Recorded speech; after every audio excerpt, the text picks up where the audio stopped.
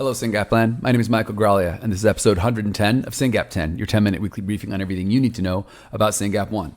This hasn't been 10 minutes long lately. It hasn't been weekly lately, so I might want to change that, or I might want to just get back to work. As you know, I've moved lately. Moving has involved turning our entire life upside down, putting it in boxes, getting new caregivers for Tony, getting Tony into a new school, new summer school, new camps, new everything. And it's been crazy. But I've missed you guys. I've missed doing this. I've missed working on SRF around the clock, and I'm excited to try to get back on the horse. I want to talk about three things today. Well, four things. First thing, you want to notice that I got a whole new setup going on in the office. I got the Vesta board behind me. I got some of my favorite quotes, and I've got this piece of art by Karen. Karen is a 66? 60s? How old is she now, Nancy? Anyway, that was a piece of art that she did that we bought at the last Karen Gala, and I'm definitely going to be hanging it up here in the office. But that was number one. Number two, and you see I have the SRF seal up there above the Vesta board too. I'm kind of proud of that. Number two, I want to remind you to watch episode 109.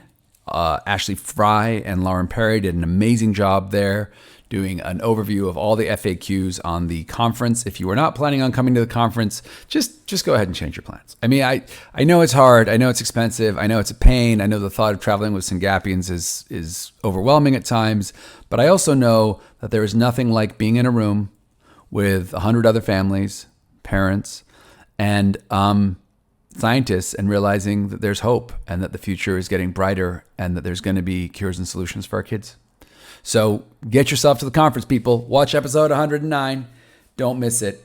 I'll put the link in the show notes. I want to talk about two more things, and I wanted to talk about this for like a month now, but again, it just, you can see the boxes over my shoulder. There's just been too much going on. So after we moved in, we had like a week of unpacking, and then Ashley and I looked at each other on Friday. She came back from a long day at work. I've been running around the house, and we said, oh my gosh, we're flying to Colorado tomorrow. And we started packing. And what we did is last year, Melissa Foster, who's on our board, called me and said, Mike, I just went to this amazing camp in Colorado called Adams Camp. And it was incredible. And it was so good for Hattie. And it was just incredible. I was like, I want to do it. So I did some research and I signed up. And all I knew was that it was good enough for Melissa Foster, so it was going to be good enough for me. And it was a camp for special needs kids. And those are really hard to find. So I signed up for Adams Camp, and there was an application process, and there was all these forms, and you got to fill out the Colorado vaccine form and the Colorado health. It's a lot of forms. And but we did it. We signed up for it. And what's cool about Adams Camp and why I got excited about it is there's a camp for special needs kids. And they're not afraid of our kids. They understand what special needs means. And it's like a handful of campers and an ST, an OT, a PT, a behaviorist, like people who really, a music therapist, who really get our kids. So the ratio is correct. And at the same time, there's a sibling camp. So there's a camp for the siblings of special needs kids.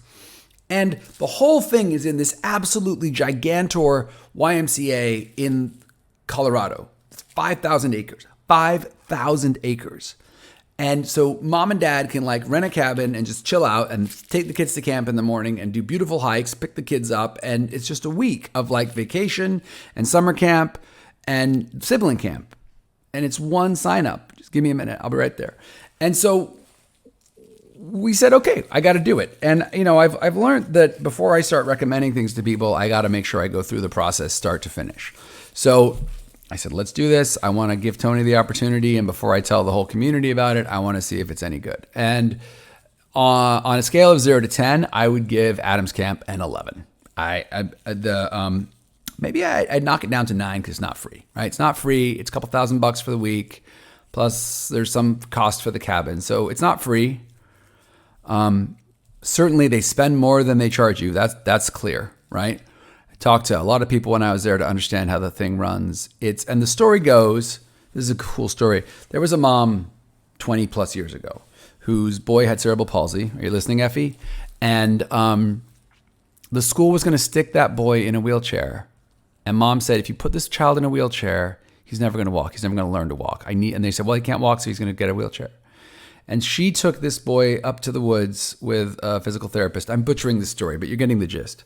And after a week of intensive therapy in the woods, this young man had took some steps and had a lot of other gains. And they realized that intensive therapies in nature was good. And that was the beginning of Adams Camp. And it's just grown and grown and grown since then. So the punchline here is, I want to make 3 points on Adams Camp. Point one, registration will open for next year soon. And I encourage every family who can organize and get themselves to Colorado for a week to sign up, especially if you've got siblings. It is an amazing, amazing opportunity. I will definitely be going back next year. That's point one. Point two, at the end of the week, after giving Tony tremendous support and lots of therapies and just that camp experience that, I never thought he was going to get, they gave Ashley and I a PowerPoint deck, a Google Slides deck. And they walked through his goals for the week and what he did and made some recommendations. And it was just really, really nice. And what I've done is I've taken that deck, it's Google Slides, and I've deleted the slides that had the other campers' names and the counselors' names. And I've just shared the slides about Tony, and I put that link in the show notes. So you can go and read that deck. And I found their insights to be helpful and give you a sense of what Tony did that week. And I'm happy to share it with you. And I really, really am grateful to that team of counselors for their incredible, incredible work. It was great. Point three, actually, there's going to be 2 more points. Point three, one of the things they looked at me and said was, we realized Tony really responds well to pressure. Have you ever tried compression vests, right? And I'm like a trained rat at this point, right? If someone says, have you tried X? I just go to Amazon, I'm like, buy it, whatever. And I was like, compression vest? No. And they're like, just, one of these therapists who sees a lot of special needs kids was like, try it. So I went to this, Google, found his website, ComCare, ordered one of each. And we have had Tony in a ComCare vest ever since they arrived. Like I bought 4 and we've just been recycling and every day he gets a different one. And it's been game changing. I got to say, I think it's really making a huge difference for Tony. And I'm kind of mad at myself. It's taken me 9 years to try that. So throwing this out there, if you haven't tried a compression vest on your kid, looks like a tight fitting sun shirt, just squeezes them in. It's been really good for Tony. Maybe it'd be good for your kid. And then the last thing I wanted to say, and I don't remember, I should ask Ashley, but I don't have time to interrupt myself. One of the counselors said to Ashley, hey, you guys are raising a really wonderful kid. And that was just like, a lot of people, especially professionals like that, they say, hey, have you tried compression vests? Have you thought about this? Do you know that your child does this? Have you tried timers on your iPhone? Oh God, no. Yeah. But they just stopped and they said, you're raising a really wonderful child. And it was, it sort of struck us because we don't hear that enough. We don't hear that enough. I don't think enough people see through the complexity of our children to see their beautiful souls and what they're capable of and to tell us how good they are. So thank you for that, because it really made our week.